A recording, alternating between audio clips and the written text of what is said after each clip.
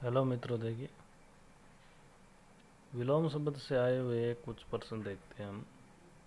ये दिशा पब्लिकेशन की बुक है, उसमें देखिए विपरीत अर्थ का बोध कराने वाले शब्द कहलाते हैं। तो आपको पता होगा क्या कहलाते हैं विलोम शब्द। विलोम शब्द बनाने की विधियां निम्न है। लिंग परिवर्तन के द्वारा भिन्न जातीय शब्द उपसर्ग की सहायता से नए समास के पद के बनाकर कुछ विलोम शब्द निम्न उपसर्ग लगाने से भी बनते हैं। जैसे न्याय से अन्याय उपसर्ग, धार्मिक से अधार्मिक, प्रत्यक्ष से अप्रत्यक्ष, हिंसा से अहिंसा, सामान्य से असामान्य, और अन जैसे अस्तित्व से अनिश्चितव, अंगीकार से अनंगीकार, औपचारिक से अनौपचारिक और उत्तरित से अनुत्तरित। इसके बाद देखिए ये दे रखा है अप उपसर्ग, निर, निस और दूर, दुस और कु उपसर्ग से भी आप विलोम शब्द बना सकते हैं। जैसे कुपुत्र, कुमारक, सुमारक, सुपात्र, कुपात्र, सुपाच्य, कुपाच्य। प्रति से आगमन से प्रत्यागमन, वादी से प्रतिवादी, ये विलोम शब्द बन गए। अब देखिए राजा का विलोम शब्द नहीं है। तो आप देखेंगे कि प्रजा, रानी, सेनापति, रंक, इसमें से कौन सा नहीं है? तो आपका जो ये सेनापति है,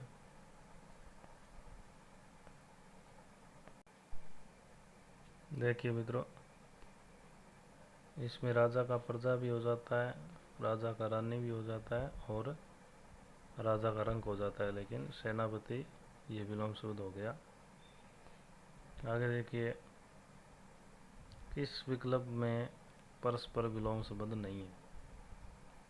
तो नहीं पूछा है। जैसे उद्धृत का उदत का उग्र, अगर का पश्च, अतिथि का आतिथ्य, आह्लाद का विस्लाद। तो इसमें देखिए आपका क्या हो जाएगा? उदत का विनम्र नहीं है। अगर का पश्च होता है अगला पिछला, और अतिथि का आतिथ्याय होता है, और आह्लाद का विषाद भी होता है मित्रों। अब आगे देखिए तिमिर का विलोम शब्द है। तिमिर मानी अंधेरा होता है दोस्तों। तो इसका विलोम शब्द क्या हो जाएगा? देखिए इसका जो आंसर है वो 4 नंबर हो जाएगा।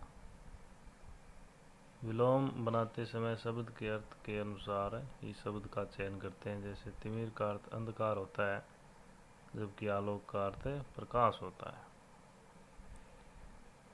इसलिए तिमिर का विलोम आलोक होगा, और अंधेरे का उजाला, उष्ण का शीत और गर्मी का सर्दी। तो ये भी बात हमको ध्यान रखनी है मित्रों। आगे देखिए आलोक का विलोम शब्द होगा। तो आलोक का विलोम शब्द देखिए, आलोक मानी प्रकाश होता है, तो इसका तम हो जाएगा,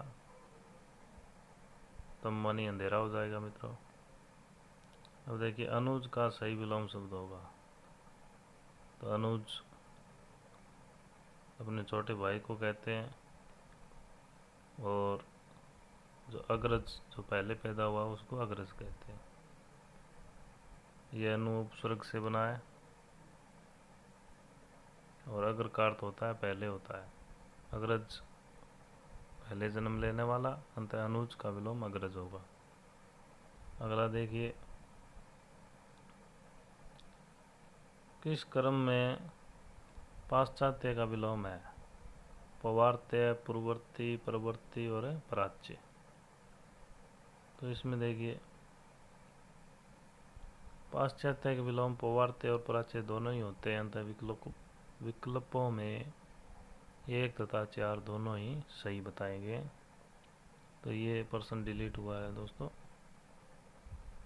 आपको ध्यान रखना है। पवार्थ और प्राच्य दोनों ही होते हैं। अगला प्रश्न देखिए, अल्पज्ञ जिसको थोड़ा ज्ञान हो, तो इसका क्या हो जाएगा? सर्वज्ञ जिसको सभी का ज्ञान हो। ऑप्शन 2 हो जाएगा। ये आप पढ़ सकते हैं। देखिए, सब कुछ जानने वाला सर्वज्ञ और अल्पज्ञ कम ज्ञान रखने वाला। और इसमें अभिज्ञ जानकार होता है और अनभिज्ञ अनजान होता है, और अज्ञ का विलोम विज्ञ होता है। ये मोस्ट इम्पोर्टेंट है, बार बार आते रहते हैं। तो धन्यवाद मित्रों।